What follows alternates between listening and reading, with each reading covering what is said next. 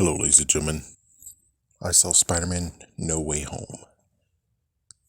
I will think about it. I need more time to actually think about it and give you a better idea later. But for now, this will be like a few weeks later. But let's talk about it, which is the new status quo for Spider-Man.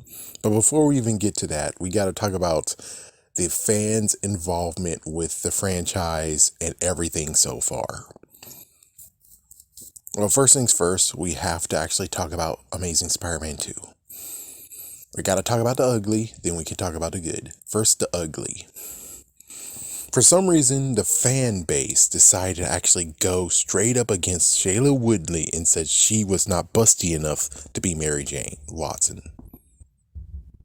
We just have to say that because it's true. It's just something that was very negative in this community.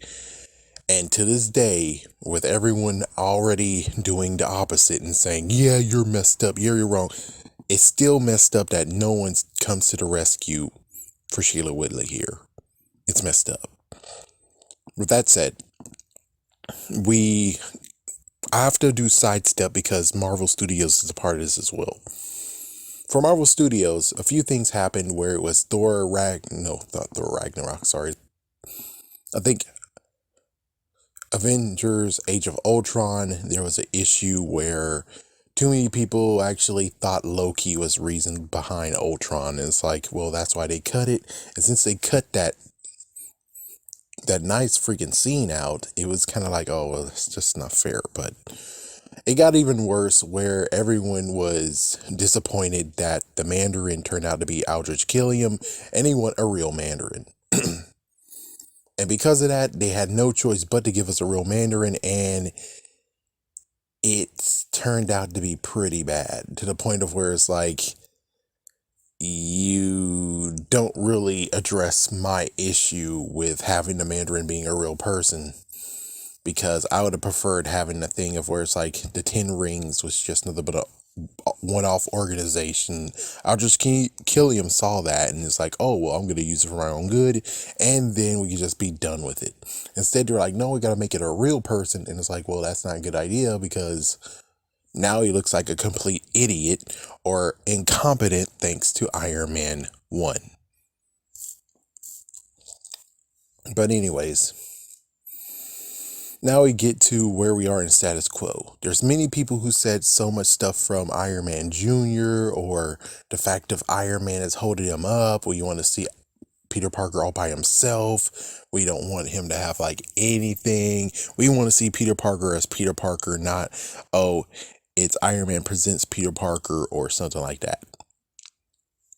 So because of that, the new status quo is that Spider-Man is cut off from Tony Stark, from the Stark Tech.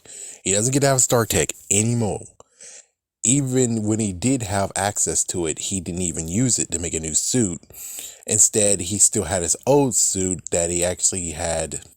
Thank goodness Aunt May was able to scrub it clean. Thank goodness for that.